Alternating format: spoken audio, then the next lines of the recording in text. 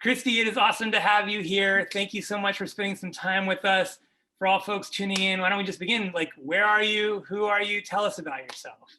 So my name is Christiana Alexander. I'm 15 years old, and I'm the founder and CEO of my own company called Sweet Christies, where I make fun back products that look and smell like delectable sweet treats. I live in Jacksonville, Florida, and I'm an author, and I'm a dyslexic advocate. Let's unpack some of those pieces. So let's start with, so it sounds like what, around second grade or so was when you first got identified. How did that feel? I mean, it was, I'm sure in some ways feels like a lifetime ago, but it wasn't so long ago. I mean, how did that feel when you found out? Was it comforting in any way, or was it mostly concerning? Like, what was your emotional reaction at that time? It was hard. I just thought I didn't like really cry or anything. It was just like I just usually get anxiety attacks because it was like so hard. It was like so much pressure. And so that's when I thought it would have been a great idea just to say it a grade like twice, just to get like, you know, get the good feel of the work. But my teacher, we kept having these talks during classes just to see how I feeling and doing. But I was actually surprised because I thought my friends were gonna be like, "Oh, Christy, you stayed in another grade." But actually, they were supportive and they was like, "Oh, okay, it's all right then. But at least we'll still be in school together." So that was kind of good because I thought they were gonna be like, "Oh my gosh, you stayed in second grade twice." And when I went to my other school, I kind of got like nervous because I didn't really want anybody to know until like I just had to say it, and they was like, "Oh, okay, that's fine." So I was like really happy about that. So now I am like trying to get myself out there and just put my story out there about having dyslexia and having a business and having ADHD. So now I'm great and I'm doing good in school, and so yeah. Yeah, you seem like you're doing great. And I mean, you're already a hero to me, and I know a hero to a lot of the folks who are watching. And thank you for just being vulnerable and being honest, right? Like that experience Yes. Mhm. at the beginning, it's hard. It's hard, right? You thought you were going one direction, and it sounds like your friends played an important role in making you feel supported. What about, were there any other things that gave you the courage now to be able to say with such pride, I run these businesses and I'm doing well in school? And what were the other things that allowed you to get to the point you are now? Um, the second thing is talking in front of people because before I was super scared. I remember my first event, it was like a pitch competition. I only thought it was like an event just to sell and just go home, but instead they added a pitch competition. And so I was scared. I was like, "Oh no, what did I do? Because this is my first event ever, and I don't really know what to say." And so surprisingly, I got second place in the pitch competition. And yeah, so I'm not scared to talk to people anymore because like I've been doing it so much now. Well, like 2019, not as much as I used to 2020 and 2021. But hopefully, I will get out there and talk to more people just about my business and my story. Wow. So it sounds like community, owning your story, owning something that you were good at. Obviously, you were nervous about, pitching, but it turns out you're pretty good at pitching, right? Yes. How did that end up translating to your schoolwork, right? It sounds like school was hard, and you're saying school was actually something you're feeling pretty good about now. Did finding success out of school give you some of the confidence to be able to do well in school, or how did you turn that around for yourself? So yes, so like for you usually when you're like an entrepreneur, you have to read some of these like books and stuff and like business books, and now I see that it's like building up my vocabulary and my reading.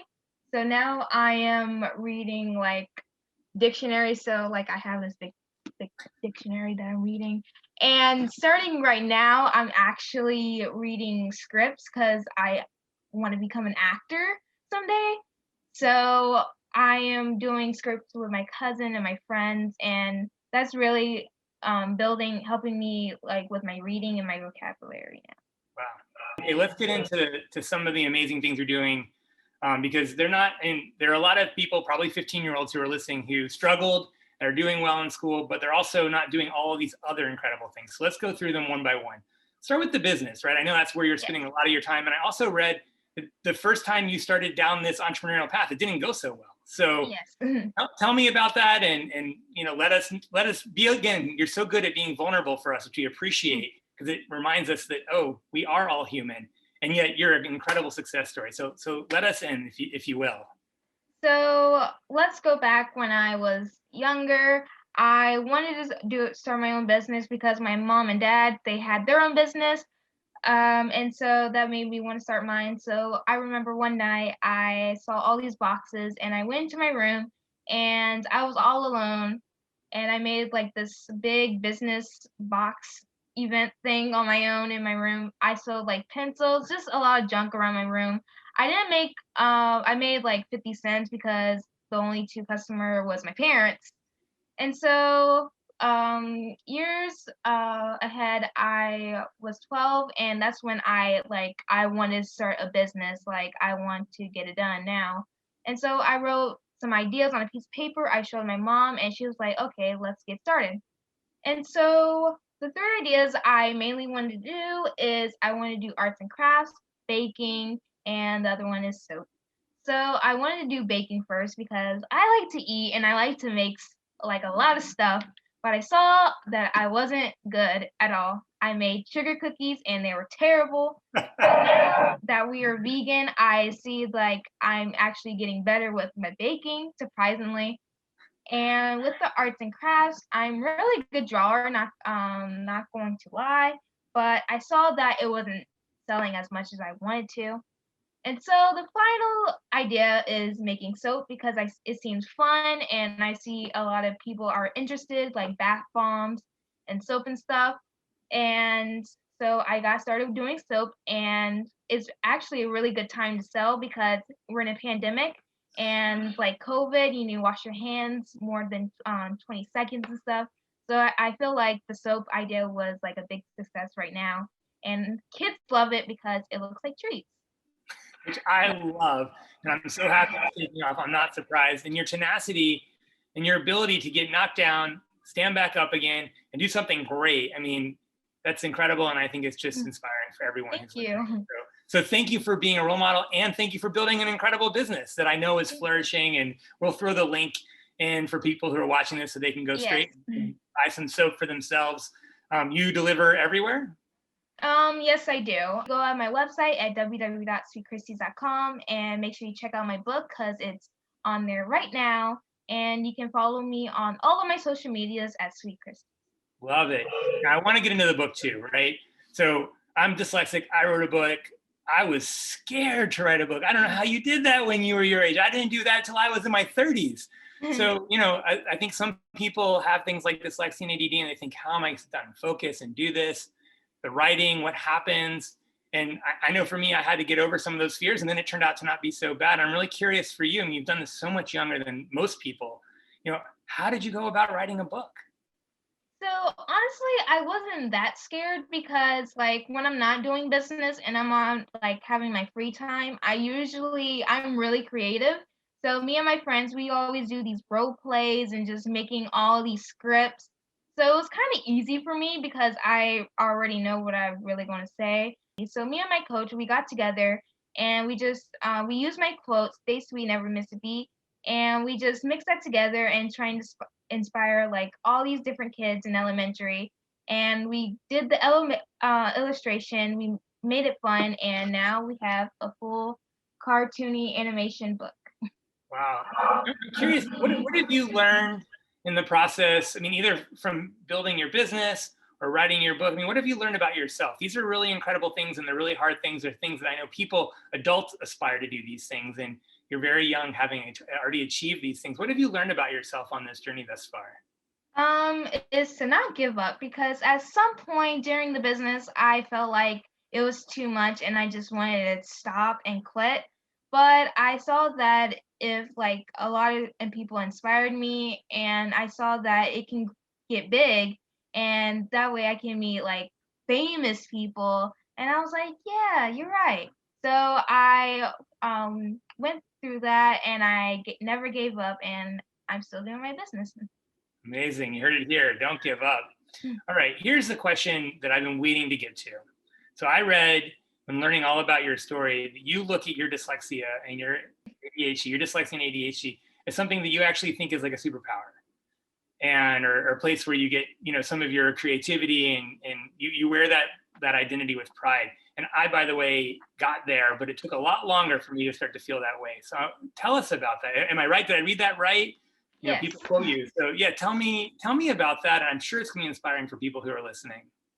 So right here on like the second page, it says, "I'm a girl who loves to empower. It's one of my superpowers." So basically, that means like my ADHD and my dyslexia are my superpowers, and they'll help me throughout my whole business Oh, that's because beautiful. I think outside the box. Yeah, I love that. Let me tell you. And I'm also curious, a lot of the people who are listening, they're young people who have probably similar labels as us, but also, I'm thinking about back to the story about your friends. 4 in 5 people don't learn like we do, right? And I'm Yeah. thinking about my kids. I don't know if they have dyslexia or ADD or not. I'm kind of hoping they do because we know it's a superpower. But if they don't, either way, I want them to read your book because I want them to know this story. And what are you hopeful that people who read this book, whether you have a learning difference or not, what are you hoping that people will get out of this book? I'm hoping that it'll inspire them to start their own business and move forward and never to give up. Love it. That's great. That's great. Okay, I want to jump into the moment of now, right? Like we're in a pandemic. You're probably going to finish this interview and go back to your Zoom school. I want to first just better understand you're living through this experience right now. Hopefully, God willing, a once in a lifetime experience, once in a generation experience. What do you want people, especially people like me, adults who care about you, but who are in education, to know about people who learn differently in this time in school? Um, I want them to like never give up. Even if you have a disability, don't let it stop you. And the best part is make sure you get your story out there because it will inspire a lot of people and it'll create big things if you get your story out there. That's how I learned from other people because I was too scared to tell everybody that I had differences and I stayed back. But now that I'm getting my story out there, I'm meeting like a lot of new people and just like seeing a lot of new faces and just getting my business out there and my story. Sounds like you've seen amazingly some silver linings even in this really, really hard time. It sounds like your parents were some of your heroes. It sounds like they were entrepreneurs. So you said, I want to be like them. Who are Yes. some of the other folks that you looked up to? Sounds like you've met some of them even during this pandemic. Yes. So when my mom had her business, her one of her friends, Miss Lauren, she also had her own business. She makes like this wood design and like birthday parties and stuff. It's really cool, and she also inspired me as well. And there was this lady. She was next to my mom when she had her. My mom had her boutique. She had a bakery and cupcakes, and she also inspired me and she still helps me with stuff to this day. And I just want to thank her for that because it really inspired me to start my own business. Because usually when my mom's still working, I usually go over there and just say, "Hey, can I help you with anything? Can I make some cupcakes and stuff like that?" So those are the people who inspired me now. Love it. And I also want to talk to the nonprofit. Obviously, what you're doing is the exemplifying what your nonprofit is about. But first off, how did you even find time to also start a nonprofit while doing this? And do you feel like the nonprofit is a natural extension of these other entrepreneurial things that you've been doing, the book, the business, all that stuff? So yes, so last year, me and my mom, we've been talking and we wanted to start a nonprofit.